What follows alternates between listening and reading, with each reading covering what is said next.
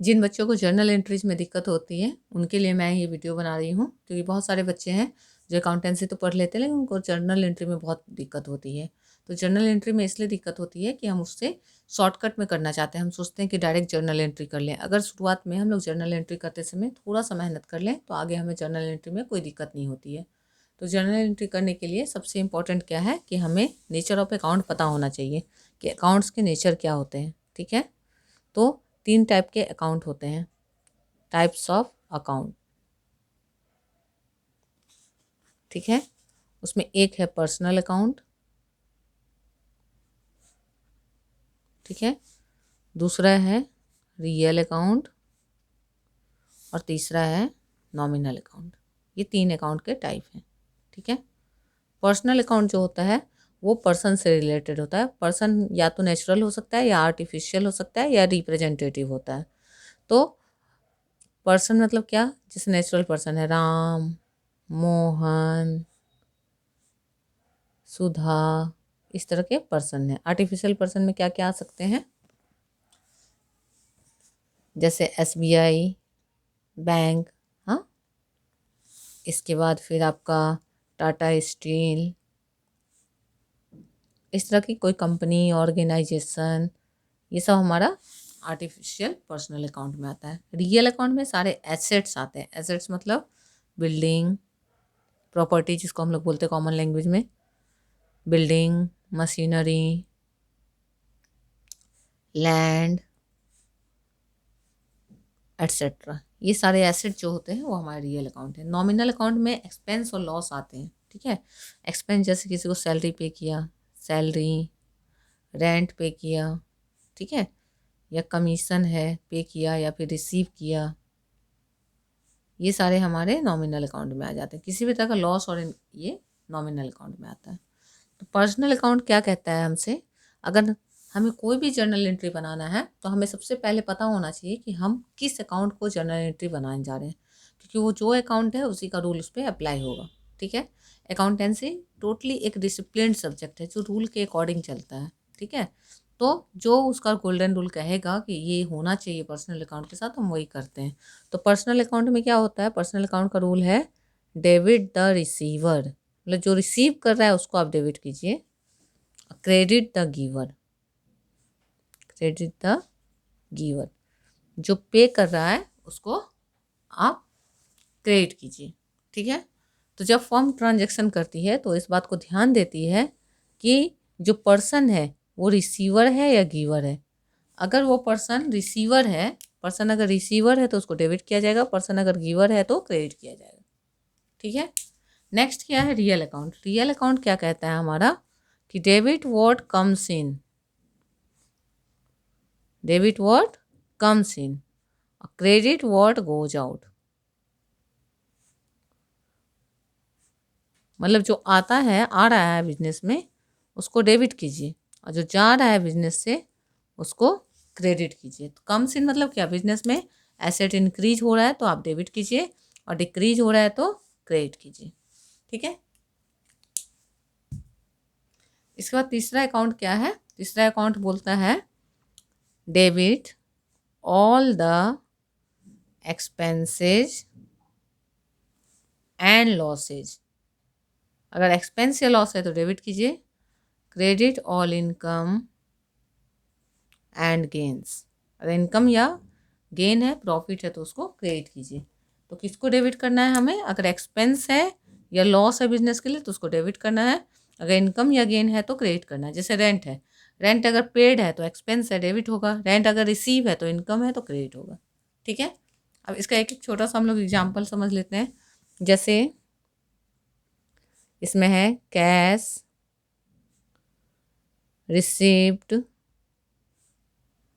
From Ram, Ram से पैसा मिल रहा है।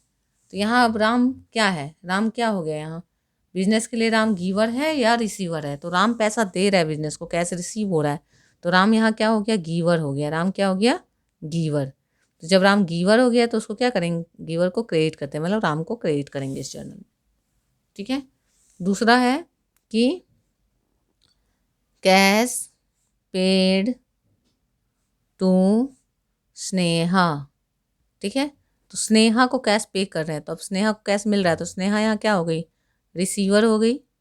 स्नेहा रिसीवर है, तो रिसीवर को क्या करने बोलता है हमारा रूल, डेबिट करने, यानी यहाँ स्नेहा को डेबिट करेंगे। तो देखिए दोनों में पर्सन है, यहाँ राम पर्सन है, यहाँ स्नेहा पर्सन है। इन दोनों पर्सन में एक को हमने क्रेडिट किया, एक को डेबिट किया। क्यों?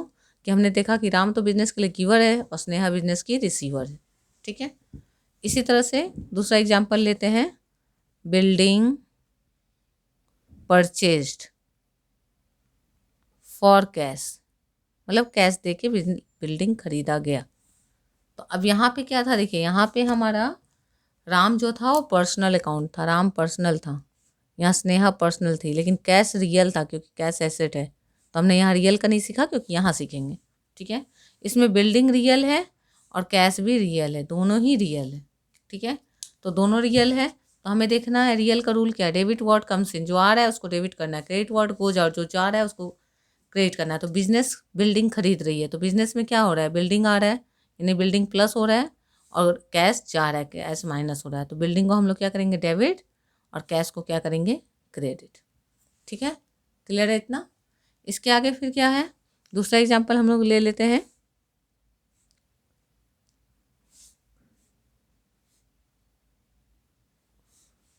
मशीनरी सोल्ड फॉर कैश, मतलब मशीन सेल किया गया कैश के लिए। तो अब यहाँ क्या क्या अकाउंट बन रहा है देखेंगे, तो यहाँ भी बन रहा है हमारा मशीनरी अकाउंट जो कि रियल है, और कैश अकाउंट जो कि रियल है।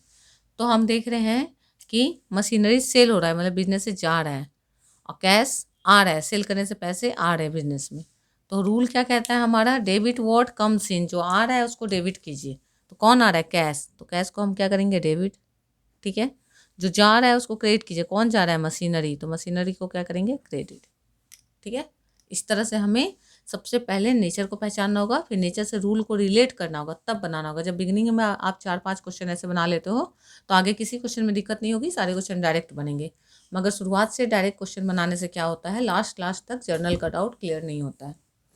अब इसके बाद क्या है, नॉमिनल अकाउंट। तो नॉमिनल अकाउंट का एग्जाम्पल लेते हैं, सैलरीज पेड। सैलरी पे करना बिजनेस के लिए क्या है, एक्सपेंस है। तो यहाँ सैलरी क्या है, बिजनेस के लिए एक्सपेंस है, ठीक है। तो एक्सपेंस है सैलरी, तो एक्सपेंस को क्या करने बोलता है, डेबिट। तो हम लोग क्या कर देंगे, इसको डेबिट कर देंगे, ठीक है। दूसरा क्वेश्चन में हम लोग लिखते हैं, दूसरा एग्जाम्पल लेते हैं, रेंट रिसीव्ड। रेंट रिसीव हो रहा है फॉर्म को, ठीक है। तो रेंट रिसीव होना बिजनेस के लिए क्या है, इनकम हो गया, रेंट मिल रहा है बिजनेस को, रेंट इनकम हो गया यहाँ।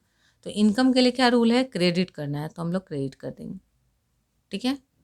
इसके बाद फिर क्या बोल रहा है, तीसरा वाला एग्जाम्पल देखते हैं, क्योंकि इसमें 4 टर्म है तो चारों का एक एक देख लेते हैं। गुड्स लॉस्ट बाय फायर, आग से सामान जल गया, प्रॉफिट है कि लॉस है, लॉस है। तो लॉस बाय फायर जो है वो बिजनेस के लिए लॉस है, तो लॉस है। तो लॉस को क्या करने बोलता है बिजनेस में, नॉमिनल अकाउंट बोलता है लॉस को डेबिट कीजिए, तो इसको डेबिट करेंगे, ठीक है। फिर नेक्स्ट है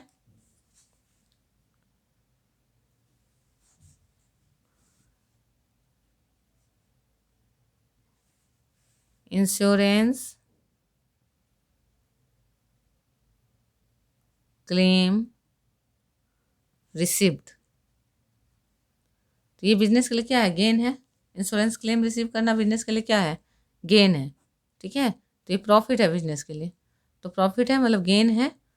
तो गेन है, गेन और इनकम को एक कैटेगरी में लेते हैं हम लोग, गेन बोलें या फिर इसको प्रॉफिट बोलें या फिर इनकम बोलें, ठीक है। तो इसके लिए क्या करते हैं, इनकम और गेन को क्रेडिट करते हैं, तो क्रेडिट करेंगे। तो इस तरह से हमें क्या करना है, किसी भी अकाउंट में पहले पहचानना है उसका नेचर क्या है। जब एक बार नेचर पता चल जाए तो हमें पता करना है कि वो रिसीव, अगर पर्सनल है तो रिसीवर है या गिवर है, रियल है तो बिजनेस में प्लस हो रहा है माइनस हो रहा है एसेट, और नॉमिनल है तो एक्सपेंस है या इनकम है, ठीक है। तो इस बेसिस पे आराम से हम लोग इसको कर सकते हैं। अगर आपको लग रहा है कि ये नोट आपके लिए हेल्पफुल है तो मुझे बताइए, मैं इससे रिलेटेड आगे भी वीडियो बनाऊंगी, ठीक है। अगर आपको अच्छा लग रहा है वीडियो तो उसको सब्सक्राइब कीजिए चैनल को, और अपने फ्रेंड्स को भी शेयर कीजिए। Thank you.